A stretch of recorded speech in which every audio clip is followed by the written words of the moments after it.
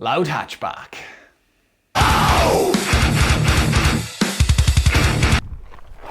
Right then. A fast Renault. Here we go.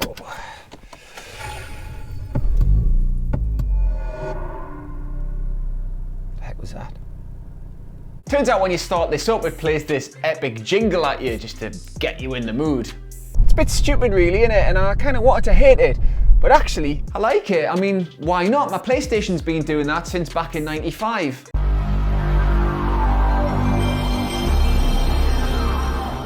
And if you've seen the movie Bohemian Rhapsody, you'll know how effective a good jingle can be in setting you up for a good time.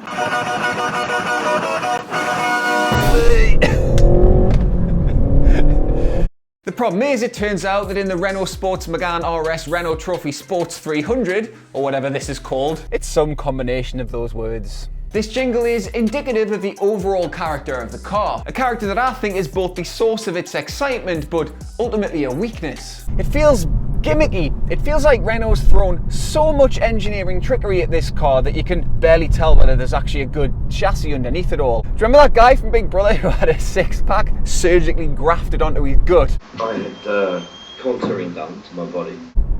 It's kind of like that. Okay, so let's look at what this actually is. The Megane Renault Sport 300 Trophy here is the latest version of a long line of Megane-based hot hatches. Some of them brilliant, like this one that had Perspex windows and a roll cage and stuff, and some of them not quite so, like this one that's based on a vodka mixer that children drink. The standard version of this car, the plain old Megane Renault Sport, is mad enough.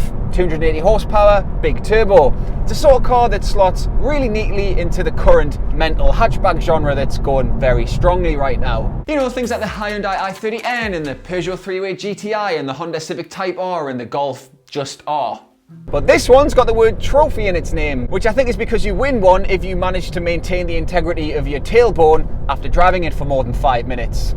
Okay, so the standard version of this car costs this much, but the trophy version here costs a little bit more, and that's because it's been comprehensively insanified. For a start, it gets a bit more power and a bit more torque, but the main changes that you'll feel are to the suspension and the exhaust. I mean, Renault has done lots of engineering stuff to it, like putting ceramic ball bearings in the turbo, which does something, and beefing up the brakes and making the wheels lighter. But if the standard RS wasn't stiff enough, one of Renault's chassis fluffers has stiffened up the springs, the dampers, and the anti-roll bars. The result is a car so unyielding that going to the shops in it feels like fun and pleasure. There's also a trick exhaust now featuring a mechanical valve, which opens up the sonic floodgates and makes this little hatchback sound like Rocky's first car.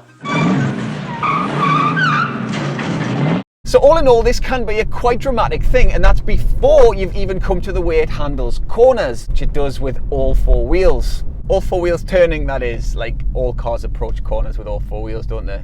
Yo, Adrian! So yeah, the other defining characteristic of the Megane RS, and not just the trophy one here, is that it has rear wheel steering. It's called 4Control. So at low to medium speeds, the back wheels will turn very slightly in the opposite direction to the front. The idea being you get a much sharper turn in, but handily, it also makes it easier to park and that. The result is something that's bizarre and entertaining in equal measure. On the one hand, this has mid-speed cornering agility that feels unmatched by anything else, and especially anything else front-wheel drive. This does turn in hilariously quickly, but on the other hand, it sometimes doesn't feel like it's got quite the mechanical grip to match. It's unnervingly easy to get the tyres scrabbling for grip, so you end up with something that you don't quite trust. Which, of course, is a bit mad in a car this quick. The 300 part of the name refers to this car's metric horsepower, which makes it the most powerful production Renault Sport thing ever. It's actually a relatively small capacity engine, a 1.8. And to be honest, I find it a little bit laggy. Not much, but just a bit.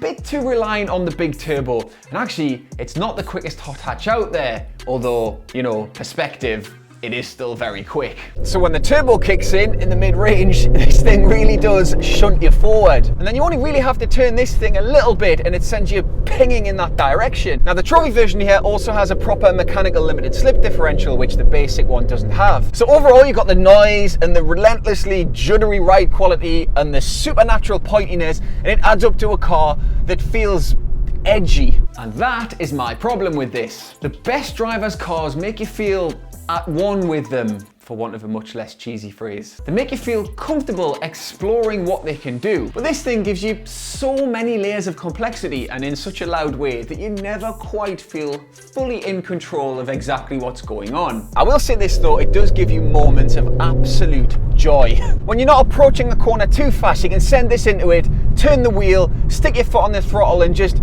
marvel at how manic this whole thing is. Right, sharp corner here, third gear, and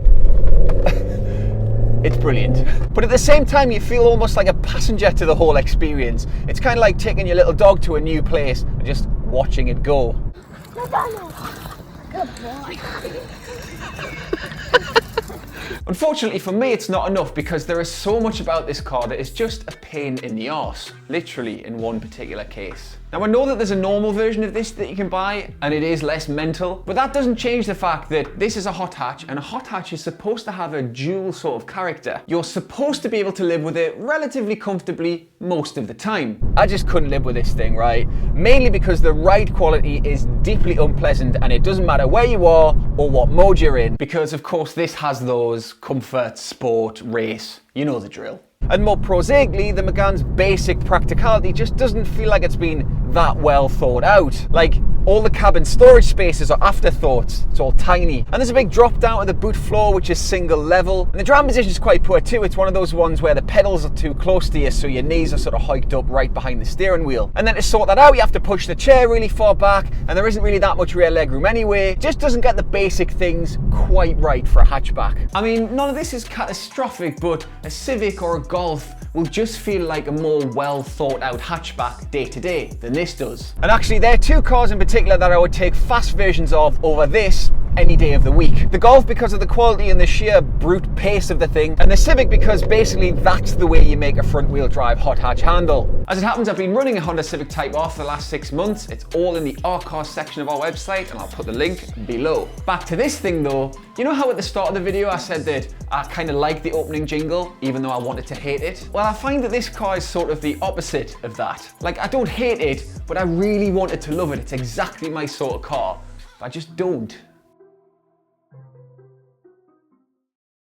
So there you go, links to the Megane range below if you want to know more about the more basic hatchback version of this. Thanks for watching, please hit the like button and the subscribe button if you haven't done so already. Leave a comment below and I will see you soon. Cheers, bye.